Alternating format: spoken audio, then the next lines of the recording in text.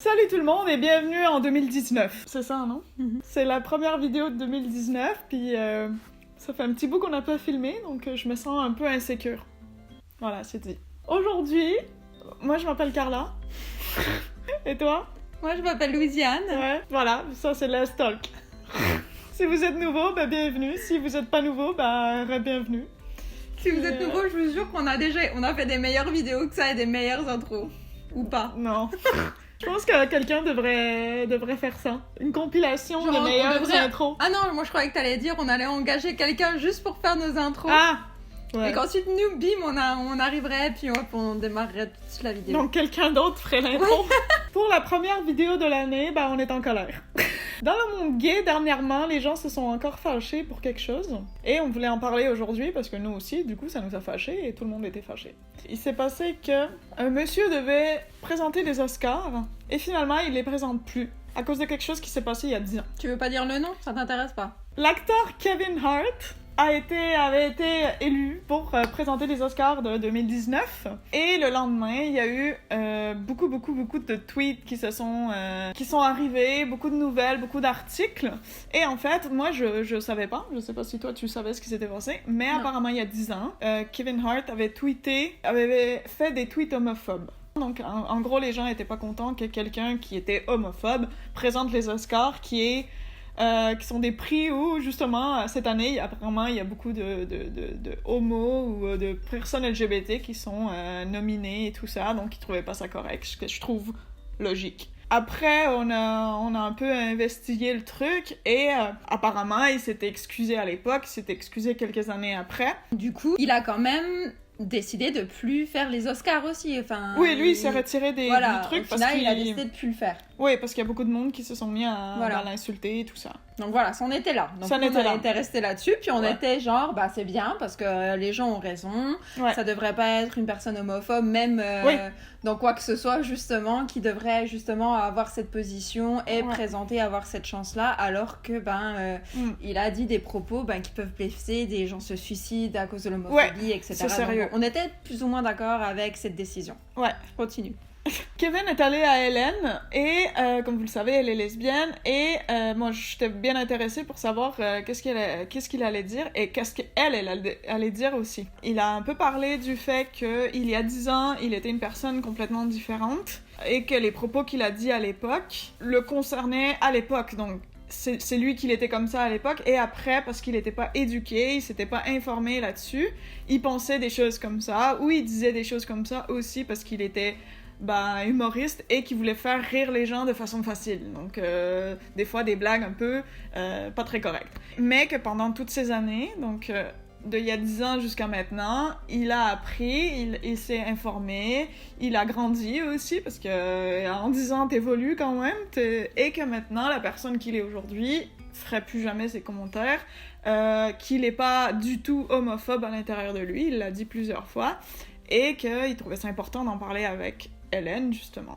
Et là, on a commencé à en parler, nous, et on a commencé un peu à shifter notre opinion, en fait, notre vision, et on s'est un peu rendu compte que les personnes qu'on était il y a 10 ans, probablement que même nous, on a beaucoup évolué, et que en vouloir à quelqu'un toute sa vie pour des propos qu'il a eus il y a 10 ans par rapport à un sujet sensible, c'est pas très logique. Parce qu'en fait, on n'arrête pas de vous dire à vous, quand vous faites votre coming out, soyez pas stressés, soyez pas tristes si par exemple votre famille réagit mal. C'est pas que c'est normal, pas du tout, mais je pense que sur le coup, ça peut être un choc et... Non, même pas sur le coup, ça peut être un choc, c'est que je pense que des parents peuvent être homophobes, oui. Et avec les années, justement, en voyant leur fils se développer et être heureux, justement, en étant lui-même, ou leur fille en étant elle-même, apprendre, comme tu dis, et ne plus être homophobe suite, justement, à la prise d'information, le fait de vivre ça carrément au sein de la famille, etc.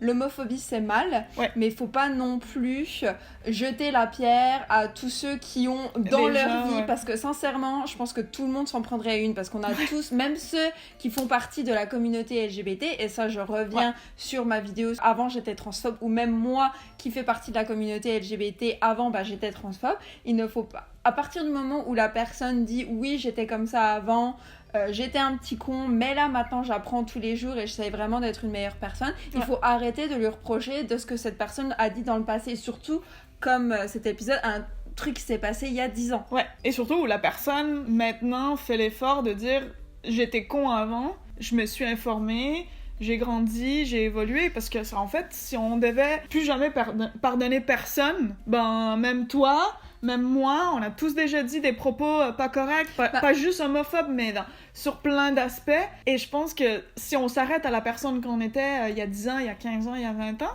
ben, il y a pas de pardon pour personne, quoi. Oui, je suis d'accord, mais moi, je pense qu'il faut aussi... il faut quand même aussi inciter sur le fait que oui, t'es une nouvelle personne par rapport à ce que t'as dit, par exemple, par rapport aux propos que t'as dit il y a des années. Donc oui, t'es une autre personne et que tu as changé, mais ça veut pas forcément dire que maintenant il faut mettre de côté ce que t'as dit dans le passé. Comme c'est sûr, la vidéo sur la transphobie, donc je racontais un petit peu ce que j'étais et puis donc pourquoi j'étais transphobe. J'avais reçu beaucoup de commentaires justement qui disaient « Ah non, mais t'étais pas transphobe parce qu'en gros tu savais pas ». Donc c'était pas de la transphobie, mais si ça l'était, et il faut arrêter de trouver des excuses aux gens ou de dédramatiser en disant mais non mais il est pas raciste, il connaît juste pas, il est pas homophobe, c'est juste qu'il est pas informé. Si dire tel ou tel propos c'est être homophobe, c'est être raciste, etc. Voilà, à partir du moment où la personne s'en rend compte, où la personne est prête à changer, prête à s'informer, c'est ça la différence. Là, ça fait la vraie différence, exactement. Mais ce qu'elle a dit, que ce soit conscient ou pas, ça reste grave. Oui. Mais il faut pas non plus rester là-dessus parce que même tout au long de la vie. Hélène, elle en a parlé, tu sais, du fait que l'homophobie, c'est grave, et il y a des gens qui souffrent encore de ça beaucoup de nos jours, et qu'il y a des gens qui se suicident, etc. et tout ça. Est-ce que je peux raconter que j'ai bloqué 2 abonnés à cause de ça ? J'ai bloqué 2 abonnés sur Instagram parce qu'en gros, alors c'est le premier jour de l'année, en plus j'avais la gueule de bois, j'ai passé un nouvel an, on va dire, un peu fifou, et puis j'ai bien payé, j'ai bien eu les répercussions le jour d'après. Donc j'étais chez moi, et je pense que si ça avait été dans un autre contexte, j'aurais pas été aussi sensible que ça, mais ça m'a tellement pas fait rire. C'est que tout d'un coup, j'ai commencé à recevoir sur mon Instagram des commentaires homophobes, bonne année les contre nature, enfin vraiment des propos comme ça qui pourraient faire mal. Donc je les ai vraiment effacés sans forcément non plus chercher à aller plus loin. Je me suis dit bon bah voilà, il y a un homophobe qui a trouvé mon compte Instagram, il a commencé à commenter, bah c'est pas grave, je vais juste effacer ce qu'il a dit. Et là en fait en privé j'ai reçu des messages genre de deux filles qui faisaient partie de la communauté LGBT, et ça c'est ça le pire. Moi c'est ça qui m'a vraiment énervée, et qui a dit ah non mais désolé, on a perdu un pari, c'était un prank, et en fait celles qui perdaient le pari devaient en gros aller sur ton Instagram et mettre des commentaires homophobes. Et j'ai complètement pété les plombs, mais vraiment je les ai bloqués, mais j'ai même pas cherché à comprendre parce que je leur ai juste envoyé un message genre vous vous rendez compte qu'il y a des gens qui se suicident à cause de l'homophobie, et vous en rigolez, vous en faites un pari et tout, et genre moi je l'ai vraiment pas pris ça à la légère ou à la rigolade. Je fais non, il y a pas de quoi à rire que des gens se suicident par rapport à ça, ou même même pas en étant jusqu'à aller se suicider, des gens le vivent mal au quotidien, et le fait que ce soit en plus des gens qui font partie de la communauté LGBT qui s'abaissent à ça, j'étais là, je vous bloque, je n'ai rien à foutre, je vous bloque. C'est quoi vos activités, c'est quoi vos fun? J'ai l'impression qu'il y a des gens, parce qu'ils font partie de la communauté LGBT, ils disent mais nous on en fait partie, on a le droit.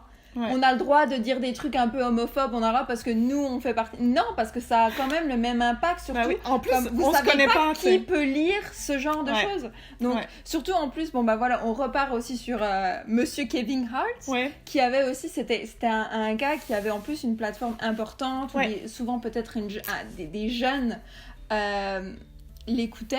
Donc je trouve que c'est vraiment important justement le message qu'il a dit chez Hélène en disant que j'étais comme ça, je ne le suis plus, je me suis éduquée, et en gros arrêtez de me donner de la merde pour ce que j'ai dit il y a 10 ans et maintenant move on, parce que je pense qu'on a beaucoup de choses à reprocher à beaucoup de gens, mais il faut arrêter aussi de lancer la pierre à tout le monde, et aussi genre se concentrer sur le fait que des gens sont vraiment prêts à changer. Exactement. Ben voilà, si quelqu'un a dit quelque chose d'homophobe il y a 3 ans, peut-être que cette personne est toujours homophobe, mais peut-être pas, et donc je pense que c'est important aussi avant de juger. Encore une fois, c'est tout le temps le jugement.